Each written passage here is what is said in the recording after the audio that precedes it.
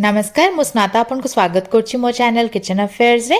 आज आमे पनीर चटपटार रेसिपी देखिबा जोटा को कि बनेबा पई आपन को मात्र 5 मिनिट रो टाइम दरकार। कम इंग्रेडिएंट्स और कम मेहनत रे एटा एते टेस्टी बने कि आपन बार बार बनाया को चाहिबे। ता पई मु एठी 400 ग्राम पनीर को एम्ति मीडियम साइज रो क्यूब्स रे काटी के नै जाई छी। तीनटा पियाज जोटा कि पाखा पाखी 200 ग्राम हबा ताको एई भलिया पूरा चुन चुन काटी के नबा।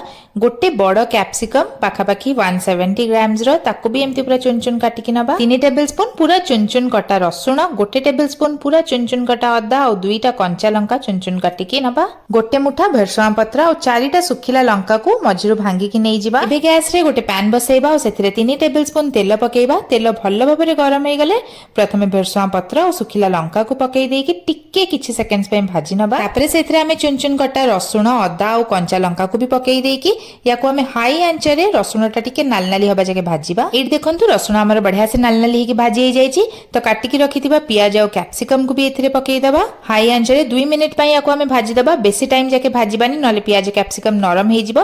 पियाज और कैप्सिकम रो क्रंचीनेस ता जेमति रहिबो सेई भलिया भाजीबा। तापरे एथिरे पकेइबा 6 tablespoon tomato sauce, 2 tablespoon chilli sauce, गोटे टेबलस्पून सोया सॉस, गोटे टीस्पून विनेगर, गोटे टीस्पून चीनी और स्वाद हिसाब रे लूण पकेइबा। लूण बेसी पकेइबेनी, सॉस गुडा रे भी लूण थाए। ए सब किछि को भलो भाबरे हमें टिके एमति गोळेई दबा। तापरे एथिरे काटिकी रखिथिबा पनीर क्यूब्स को सब पकेइकी भलो भाबरे मिक्स करिबा और हाई आंच रे 2 मिनिट जाके याको हम एमती कुक करिबा लगातार चलेई चलेई की। बेसी टाइम कुक करले पनीर हार्ड हे जाए। तब सॉसेस गुडा पनीर रे कोट हबा जाके कुक करिवे। एठी जेमती हमर हेई जाईची देखि पड़। गैस आंच को बंद करी कि याको गरम गरम पूरा सर्व करंतु। याको आपण स्टार्टर हिसाब रे भी खाई परिबे। बहुत ही टेस्टी लागे। थरे निश्चिंत ट्राई करिवे और केमती लागिला मते कमेंट सेक्शन रे लिखि कि जणेबे। पनीर भी एठी देखंतु केते नरम अछि। भल लागितले रेसिपी लाइक शेयर और सब्सक्राइब करिया को भूलिबेनी। पुनी गोटे नुवा वीडियो रे देखाबा। रहिली नमस्कार।